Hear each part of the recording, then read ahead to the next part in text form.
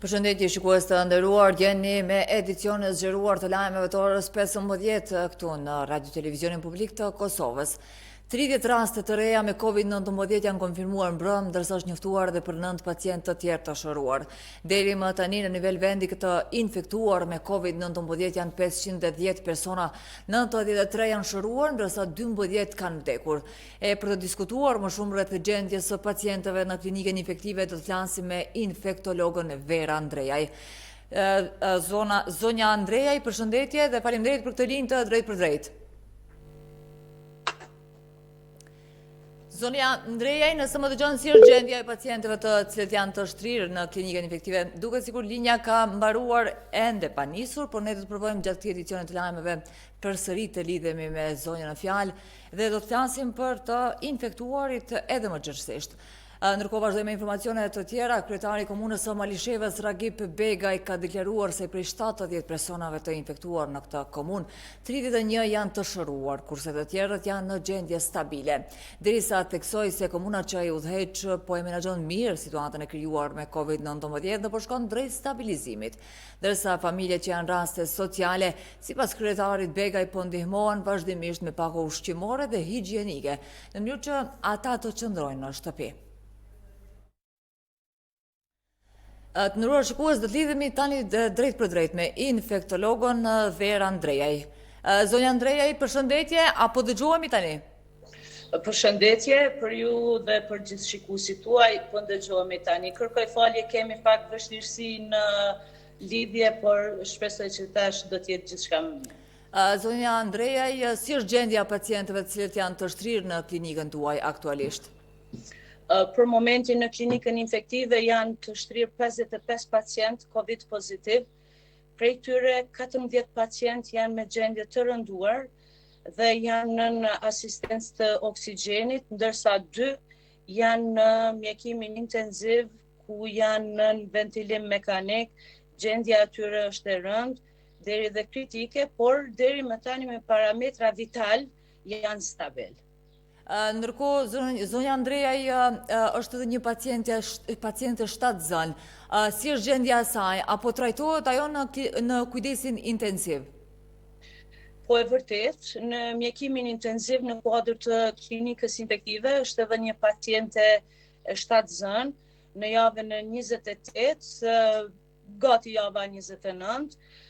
Gjendja e saj është e rëndë, pra edhe ajo është në ventilim mekanik, por parametrat e saj vital janë stabil për momentin. Ditët e fundit, ndërkohë është vretur një rënje lehtë të, le të themi, e personave të konfirmuar me COVID-19. A është kjo shenjë se gjendja po shkon drejt stabilizimit, normalizimit të kësaj gjendje? Ne shpresojmë dhe jemi optimist se është ashtu siç po thuani ju, por edhe pse kemi një numër diç më të vogël të konfirmuarve, nuk do të thotë që nuk do të kemi numra të shtuar të rasteve. Ndërkohë pritet ndonjë pacient i prekur me COVID-19 të lirohet sot apo në ditët në vazhdim, marrë parasysh gjendjen e tyre shëndetësore dhe sa janë duke u testuar? Çdo ditë ne lirojmë pacient të shëruar. Sot deri më tani kemi liruar 3 pacient, të cilët janë të shëruar, ndërkohë që presim edhe rezultatet e 6 pacientëve të tjerë, të cilët presim pra për rezultatet derisa t'i kemi nga Instituti Kombëtar i Shëndetit Publik. Zonja Andrejaj, ne të falenderojmë për këtë linjë të drejt për drejt dhe për gjitha këto informacione nga klinika infektive. Faleminderit. E tani të nderuar shikues, ndjekim deklaratën e paralajmëruar më parë të kryetarit të komunës së Malishevës, zotit Ragip Begaj. Malisheva është shumë e kujdesshme, qytetarët janë të respektojnë rregullat më gjatë, kjo dukuri nuk është lehtë para ndaluar. Pavarësisht çfarë izolimin është, se na nuk e kemi ditë që jemi komuna 2 që kemi apo hap ky virus dhe jashtë nuk e kanë ditë, kanë pas kontakte mes njerëzve pa kontinuisht janë të infektuar. Tani kur kjo është marrë vesh, njerëzit janë shumë kujdesshëm. Deri më tani dikon 1500 familje kemi vërejtur komunën e Malishevës. Ne kemi 720 raste sociale dhe kemi dyfishuar numrin e raste të tjera, mi përpjeksim të ndihmu vetëm sipas spitalit. Ne kemi dezinfektuar hapësirat të djetë në familjet që janë kanë prekur nga ky virus, ndërsa çështja e rrishave ka mbetë për neve dorës dytë edhe pse duhet të jetë tani dorës parë për shkak të kohës që ka ardhur momenti tyne me zgjat krahasim me vitet e kaluara. Të vitet e kaluara është rrallë intensiteti i piskimeve dhe ka shumë më pak piskime, pra për që 7 vite nuk kemi infektime fare. Nga komuna Malishevës shkojmë në komunën e Shtimës, atje 11 raste janë konfirmuar me COVID-19, prej tyre 10 në fshatin Pjetrështisë dhe 1 në Vojnoc. E për të mësuar më shumë detaje rreth gjendjes me pandemin COVID-19, do të lidhemi tani drejt për drejt me kryetarin e kësaj komune, zotin Naim Ismaili. Zoti Ismaili, përshëndetje dhe faleminderit për këtë linjë. Përshëndetje edhe për juve. Zoti Ismaili, a janë marrë masat shtesë lidhur me rastet e konfirmuara me COVID-19 në komunën tuaj? Po pasi që kemi marrë në rastet e reja të konfirmume me COVID-19 pozitiv që në këtë rast numrit e ne është shënon 11, përfshi edhe një rast që kemi pas në fazat e fillimit, për i cili tashmë është shëru dhe i cili ka rezultu që të jetë izolum. Rasti tjetër tash që po flasim është rasti i cili përfshin 2 lokacione, po janë të ndara, domethënë nuk kanë të bëjnë me të njëjtin burim. Është fshati Pjetrështisë me 10 raste dhe fshati Vojnos me 1 rast. Ne kemi marrë gjitha masat që përveç rasteve në këtë rast konfirmuara, të shohim se cilat mund të jenë edhe kontaktet e mundshme në këtë rast, duke ditë se burimi gjitha rasteve në Pjetrështisë është nga një burim në vendbanim në Lipjan dhe po zgjerojmë tash veprimin ton në familje tjera dhe persona tjerë të cilët kanë mund të jenë në kontakt me familjen në Pjetrështisë, sepse gjitha këto 10 raste janë të një familjes dhe të cilat kanë dalë si shkak i vizitës që kanë pas familjarët, duke pas parasysh se në atë familje një moshuar ka qenë smur kronike prej paralizës cerebrale dhe i gjithë procesi thjesht është zhvilluar nga vizitat të cilet kanë pas familjarët apo rreth i ngushtë familjar. Ne kemi marrë veprimet e duhura dhe në dakordim me Ministrinë e Shëndetësisë dhe Institutin Kombëtar Qendrimi Publik, neve që tash po presim edhe zyrtarisht fshatin Pjetrështisë ta fusim në karantinë. I kemi mu kontaktet me banorët dhe me familjarët dhe jemi siguru se nuk do të ketë probleme me furnizime as në aspektin e qendrës mjekësisë familjare se ekziston atë fshat, po as me ushqime dhe pjesë të pakove higjienike, pra gjitha veprimet i kemi të përgatitura që fshati të futet në karantinë dhe ne do të kemi kujdesin e shtuar për gjithë ta banorët që mos kenë asnjë problem me mbushjen e kërkesave të tyre emergjente. Zoti Ismail, ne falenderojmë për gjitha këto informacione nga komuna e juaj. Gjithë mirë, kalofshit mirë, faleminderit. Fermerët e komunës së Prishtinës janë duke i vazhduar veprimtaritë bujqësore edhe në këto kohë pandemie, pasi Ministria e Bujqësisë ka lehtësuar qarkullimin e punëve në këtë sektor. E për të monitoruar nga afër punën që po e bëjnë këta prodhues, Ministri Becian Mustafa bashkë me kryetarin e Prishtinës Shpend Ahmeti ishin në terren tek disa kultivues bujqësor të kësaj komune. Ministri Mustafa tha se do të ketë subvencione dhe grante, të cilat do të lehtësojnë dhe do të avansojnë prodhimtarinë vendore, ndërsa kryetari Shpend Ahmeti njoftoi ministrin Mustafa për punën që po bën kjo komunë për të përkrahur kultivuesit bujqësor edhe pas gjendjes së krijuar nga pandemia. Ministria e Punëve të Jashtme, ajo e Shëndetësisë dhe e Infrastrukturës kanë përfunduar organizimin e 2 fluturimeve të radhës për kthimin e një numri të qytetarëve të Kosovës, të cilët kanë mbetur jashtë vendit për shkak të masave kufizuese të ndërmarra në gjithë botën për parandalimin e pandemisë COVID-19. Aktualisht figurojnë rreth 2400 kërkesa për të kthyer, 600 nga të cilat janë raste emergjente e të cilat rrjedhimisht kanë përparësi. Me 20 prill do të organizohet fluturimi i parë nga Zvicra, ndërsa me 21 prill fluturimi i radhës nga Turqia.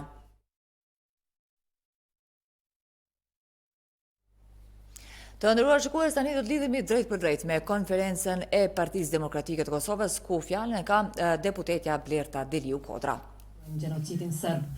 dhe përkujtojmë viktimat e këtij gjenocidi në mbar Kosovën. Qeveria është shkarkuar kurti, filloi mbrapsht dhe me lojra menaxhimin e situatës së pandemisë në Kosovë dhe po e vazhdon në mënyrën më të keqe të mundshme, duke dëmtuar rënd kështu edhe interesat kombëtare. Qeveria është shkarkuar kurti është gjunjëzuar para Serbisë, duke dorëzuar një pjesë të sovranitetit në veri të vendit, pasi aprovoi në heshtje vendosjen atje të gjendjes së jashtëzakonshme të shpallur nga Beogradi. Pa fije e turpit, vetëm pasi Partia Demokratike e Kosovës e dënoi këtë akt, qeveria mashtroi me vendime pas kohe, kinse për të karantinuar komunat. Për më tepër, qeveria i dorëzoi Beogradit autoritetin shtetëror për një pjesë të territorit dhe popullsisë së Kosovës, duke lejuar kështu hyrjen dhe veprimin brenda Kosovës të qindra zyrtarëve të Serbisë me pretekstin e kujdesit shëndetësor. Ky dorëzim ndaj Serbisë u përshkallëzua më tej kur ministri në ikje i shëndetësisë, Arben Vitia, zgjodhi të bisedojë e bashkëpunojë me ministrin e Serbisë, por jo edhe me atë të Shqipërisë. Kulmi i kësaj sjellje inferiore karshi Serbisë erdhi me pranimin e 1000 testeve donacion nga ky vend, duke ia mundsuar Serbisë kështu që të dalë në mediat më prestigjioze ndërkombëtare si faktor konstruktiv humanitar. Madje, ka dyshime se këto teste janë dhurat nga Rusia për Serbinë. Kjo qeveri në largim e ka turpruar Kosovën, duke pranuar një lëmosh prej 30.000 eurosh nga Serbia. Me këtë pranim Vučić merr një certifikat papajësie nga Kosova, që pastron të kaluarën e tij dhe e bën atë më të pranueshëm në arenën ndërkombëtare. Por ajo që i vë bulën këtij bashkëpunimi të turpshëm e nënshtrues me Serbinë është futja e testeve si kontraband, pa respektuar procedurat ligjore dhe ato doganore, sikurse që i nënshtruan gjitha donacionet e tjera për Kosovën. Me këtë rast shteti jon u trajtua si pjesë e Serbisë. Madje ato futën pothuajse ilegalisht me një makinë me tabela diplomatike nga përfaqësuesi i zyrës ndërlidhëse të Serbisë në Kosovë, Dejan Pavićević. Fatkeqësisht, zyra ndërlidhëse e Kosovës në Serbi as që ka qenë informuar dhe në dieni lidhur me këtë rast. Nderuar përfaqësues të mediave, të nderuar qytetarë të Republikës Kosovës, Partia Demokratike e Kosovës e dënon rënd këtë sjellje poshtruese të qeverisë së shkarkuar, e cila me këtë rast i ka dhënë mundësi Serbisë që nën maskën e ndihmës humanitare të fitojë përsi strategjike ndaj Kosovës. Po ashtu, si Partia Demokratike e Kosovës, ne bëjmë thirrje ndaj gjitha institucioneve shtetërore, ndaj mbar opinionit publik që të angazhohen për të ndalur këtë zbrapsje të shtetit tonë dhe këtë avancim të Serbisë në kurrez të sovranitetit tonë dhe të pozicionit tonë ndërkombëtar. Faleminderit.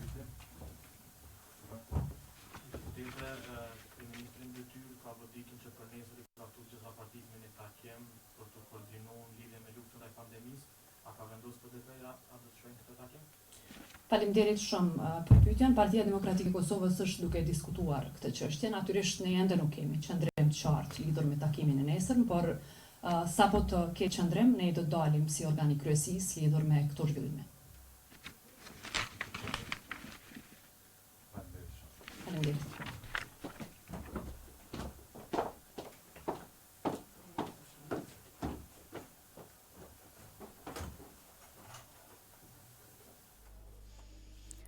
Të nderuar shikues, kemi ndjekur kështu konferencën e drejt për drejt të Partisë Demokratike të Kosovës, dhe ne në ndërkohë vazhdojmë me informacione të tjera. 8 persona janë arrestuar gjatë 24 orëve të fundit dhe 27 janë shoqëruar në stacionin policor për të vazhduar në procedurë të rregullt, pasi nuk kanë respektuar vendimin e qeverisë për parandalimin e koronavirusit.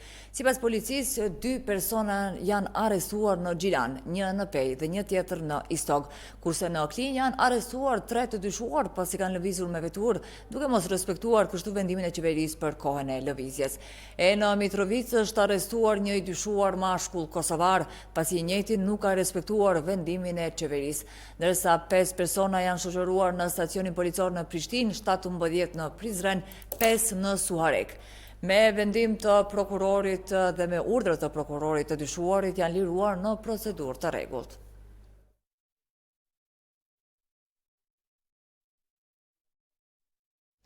Nga Malisheva kalojmë tani në Gjilan, ku atje janë konfirmuar edhe 2 raste të reja me COVID-19 të mbrëm. E tani do të lidhemi drejt për drejt me korrespondentin ton atje Azren Agushi për të na një informuar mollësisht me gjendjen në këtë komunë. Azren, përshëndetje, e ke në intervistë dhe në kryetarin e kësaj komune, linja për ty.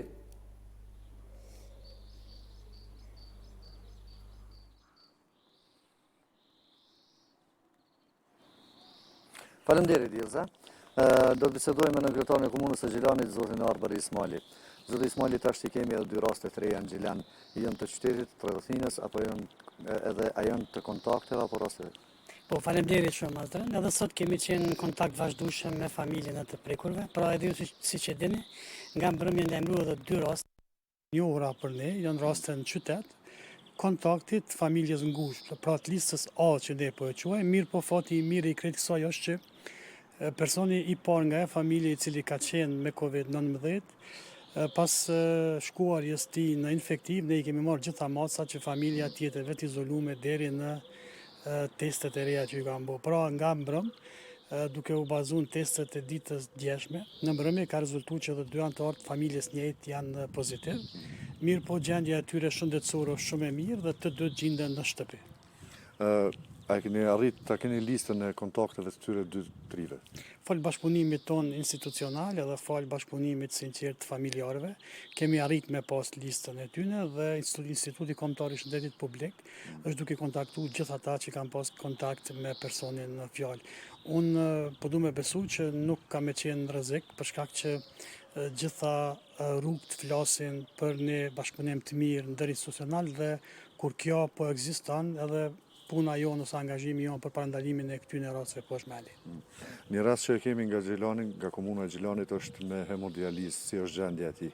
Gjendja e tij është stabile sipas mjekëve dhe e mira e krejt kësaj është që familjarët e tij kanë rezultuar gjithë negativ në testin e mbrëmshëm. Pra, ne jemi afër familjes dhe po besoj që edhe ky që është dializë do ta kalon shumë shpejt. Është në klinikën infektive momentalisht dhe nga raportet e mjekëve që na vijnë çdo ditë, gjendja e tij është stabile. Edhe për fund, sa po respektohen masat e fundit që janë marrë nga qeveria e Kosovës? Po respektohen në mënyrën të mirë të mundshme. Jemi gjatë gjithë kohës në vazhdim të situatës dhe muj me thonë që Gjilani është njëra ndër komunat më të mira që po respekton përpikëllim vendimin e qeverisë për lëvizje. Faleminderit shumë. Faleminderit dhe ju. Djelza, kaloj linjen tek ju. Ne të falenderojmë për këtë linjë të drejt për drejt nga komuna e Gjilanit. E tani të nderuar shikues, nga Gjilani shkojmë në komunën e Drenasit, ku atje tashmë një familje në fshatin Zabel i Ulët është izoluar për shkak të një antare të kësaj komune e cila ka rezultuar pozitiv me COVID-19. Në linjë të drejt për drejt e kemi kryetarin e kësaj komune, zotin Ramiz Ladrovsi. Zoti Ladrovsi, faleminderit për këtë linjë. Respekt. Zoti Ladrovsi, ju sot keni thirrur shtabin emergjent dhe qendrën operative emergjente dhe kësaj keni vendosur të izoloni vetëm familjen të prekurës me COVID-19. A mendoni që do duhet të izolohej tërë fshati nga ky rast? Pas informacionit mbrëmshëm se një pacient nga Drenasi është infektuar me COVID-19, një grua në moshë cila vun prej kohësh për një smundje tjetër, ne kemi thirrë shtabin emergjent lokal dhe qendrën operative dhe kemi marrë gjitha mosat cilat janë nga vendimet e Ministrit Shëndetësisë dhe nga rekomandimet e Institutit Kombëtar Shëndetit Publik dhe kemi marrë mosa që të izolohen vetëm shtëpit cilat janë bërim i infekcionit. Si po paraqitet gjendja në këtë fshat dhe në përgjithësi, zoti Ladrovsi, në komunën tuaj? Po ne që prej fillimit i kemi marrë gjitha masat, kemi thënë gjithmonë që nuk do të jemi imun, nuk jemi imun ndaj kësaj pandemie, por ja që tashmë e kemi edhe rastin e parë faktik, sepse rasti i mahershëm nuk ka pas fare kontakt me askan Drenas. Por ne i kemi marrë sot gjitha mosat edhe policia po e bën punën e vetë në fshatin Zabel, ndërsa ekipet shëndetësore të QKMF-s janë gatishmëri që t'ju shkojnë ndihmë për çdo eventualitet familjes e cila është prek nga ky infekcion. Si po e përballojnë gjithë qytetarët e komunës huaj këtë kohë të pandemisë me COVID-19, apo i respektojnë në formën e prerë këto masat e marra nga qeveria dhe Instituti i Shëndetit Publik? Ne kemi thënë disa herë edhe kemi ripërsërit se qytetarët e Drenasit edhe Drenisës përgjithësi janë shumë ndëgjueshëm dhe ata kanë respektuar çdo rekomandim të Institutit Kombëtar Shëndetit Publik, kështu që ne deri tash mund të jetë edhe kjo një arsye e mjaftueshme që nuk kemi pas kontakt me virusin COVID. Zoja në fjalë parë ka qenë në hemodializë në Prishtinë dhe sigurisht koha gjatë në qendrën e mjekësisë Universitetit Prishtinës, atje nuk e di ma mund të ketë marrë infekcionin atje, apo ku ka pas kontakt, sepse kjo familje ka qenë shumë e kujdesshme që të mos ketë asnjë lëvizje me njerëz, as familja vet nuk ka lëviz për arsye se familjari i saj ka qenë i smur dhe që të mos ranoj smundjen, kanë qenë tepër të kujdesshëm. Djena ka ardhur informacioni pas se ka dalë me virus, me infekcion dhe ne sigurisht që kemi qenë përgatitur dhe kemi marrë gjitha masat cilat janë parapone edhe sipas kërkesave të Institutit Kombëtar Shëndetit Publik. Zoti Ladrovci, ne të falenderojmë për këtë paraqitje, për këtë linjë të drejt për drejt nga komuna juaj. Respekt, faleminderit. 14 raste të reja janë shënuar në 24 orët e fundit në Shqipëri, duke i quar kështu numrin e përgjithshëm të prekurve me koronavirus në 562 persona. Tirana vazhdojnë të jetë epicendra në më së shumti të prekur me këtë virus. Në kryeqytetin shqiptar me COVID-19 janë prekur 251 persona, në Shkodër 96, në Durrës 42, në Fier 36, derisa në qytetet e tjera numri i të prekurve është më i ulët. Nga numri i përgjithshëm i të infektuarve, 314 persona janë shëruar, ndërsa 222 persona janë të infektuar aktiv. Në të dy spitalet COVID në Tiranë vazhdojnë të marrin shërbim mjekësor 42 pacient, 4 prej tyre në gjendje kritike për jetën. Nga fillimi i javës që vjen, qeveria shqiptare ka paralajmëruar lehtësimin e disa masave, hapjen e 10 ndërmarrjeve e disa njësive tregtare, por jo edhe të marketeve të mëdha.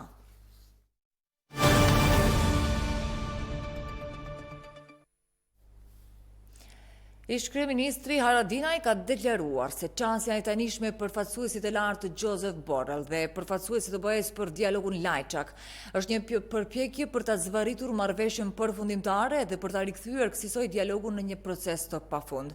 Këto komente Haradinaj i ka bërë në një letër që ja ka dërguar përfaqësuesit të BE-s për dialog Miroslav Lajçak, ku ka shprehur qëndrimin e AAK-s rreth këtij procesi. Kam qenë vazhdimisht i zëshëm dhe i qartë në të kërkuarit e rolit aktiv të SBA-s në dialog. Tani situata me energjinë e re nga SBA për Kosovën ka rritur shpresat që dialogu Kosovë-Serbi do të finalizohet me njohje reciproke në kufi të ekzistues. Megjithatë, ndërmjetësimin nga BE nën udhëheqjen e SBA-s e shohim si pozitive, ka shkruar Haradinaj.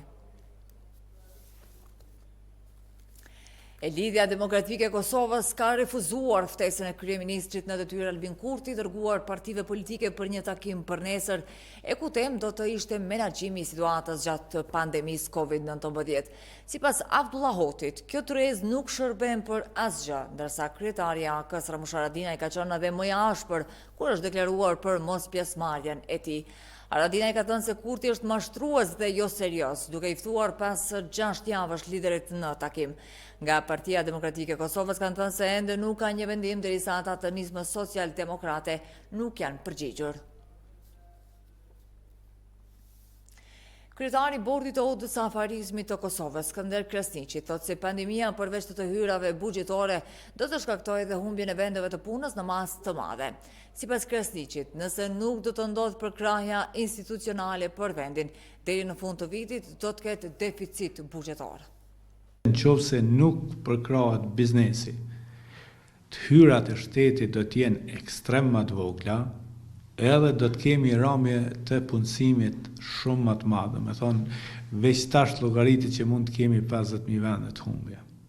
Edhe nëse nuk merret një injekcion, një intervenim shteti, atëherë këtu humbjet vendit punës mund të jenë edhe më të mëdha. Drejtori i Administratës Tatimore të Kosovës, Ilir Murtezaj, ka thënë se nga shtyrja e afatit për deklarim dhe pagesa në tatim, buxheti i shtetit ka humbur 13 milion euro. Ai ka paralajmëruar pasoja edhe më të mëdha nëse kjo gjendje vazhdon. Kjo situatë e krijuar aktualisht përveç aspektit shëndetësor që padyshim që po prodhon dhe pasojat e mëdha sigurisht do të jenë edhe në aspektin ekonomik.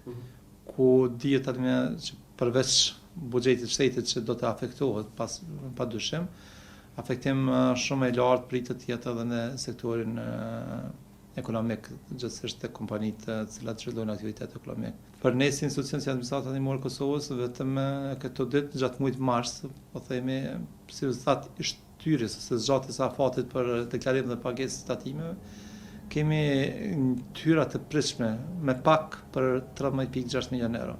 Mirë po, nëse do të zgjatet kjo kohë e pandemisë, sigurisht edhe pasojat do të jenë ende më të larta. Avokati i popullit Hilmi Ashari pret që gjykata kushtetuese të veprojë duke pasur në konsiderant interesat e të punësuarve të sektorit publik sa i përket vendimit për ligjin për pagat. Sipas tij, ka qenë i pamundur zbatimi i ligjit për shkak të disa defekteve, shqetësime këto edhe të sindikatave. Ka qenë e pamundur ose iluzore të shpresohet në një ekzekutim të mirëfillt këtij ligji për shkak defekteve që ka sjellë ndër vete.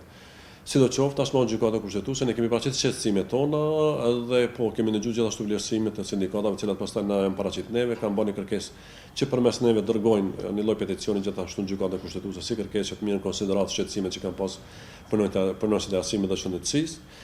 Mirë po megjithatë mbeten gjykata kushtetuese, po shpresojmë që gjykata kushtetuese do të veprojë me azhuritet siç ka vepruar gjithherë, duke pas konsiderat kuptohet interesin e madh që është mbi bazë të këtij ligji dhe që afekton pothuajse pjesën ndërmuese të punësuarve në sektorin publik.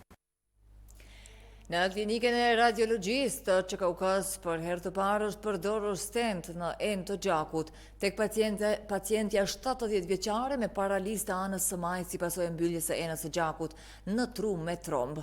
Ekipi i radiologëve për herë të parë ka përdorur stentën për heqjen e gjakut të ngjizur në arteritë e trurit dhe rihapjes së qarkullimit të gjakut në tru. Ky është pacienti 5 të cilin kemi punuar gjermëtani dhe pacientja ka rikthyer thuaj se më një herë pas këndelljes nga anestezioni lëvizshmërinë e këmbës dhe të dorës fillimisht, ndërsa sot është shumë më mirë dhe i lëviz me amplituda mjaft të mëdha të cilat edhe më tutje do të përmirësohen me kohë. Ky rezultat i punës është rezultati i aktiviteteve të shumta, investimeve të shumta, si personale si institucionale që janë kryer me vite. Dhe së fundi nga viti kaluar që o bën edhe investime në aparatur dhe në mjete, si dhe në materiale shpenzuese. Të nderuar shikues, ishte kjo tëra për këtë edicion të zgjeruar të lajmeve. Ne ju falenderojmë për vëmendje. Mirupafshim.